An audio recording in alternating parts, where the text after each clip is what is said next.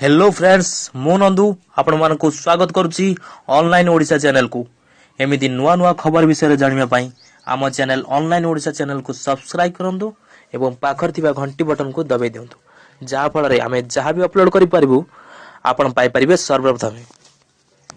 तेबे चलन दर्शक बंधु आज बड़ खबर उपरे नजर पकेबा।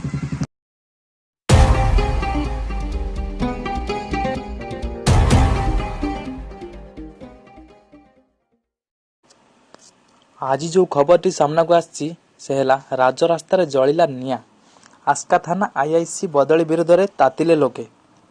विभिन्न स्थान में टायर जाली रास्ता अवरोध। राजरास्त जलिला निया।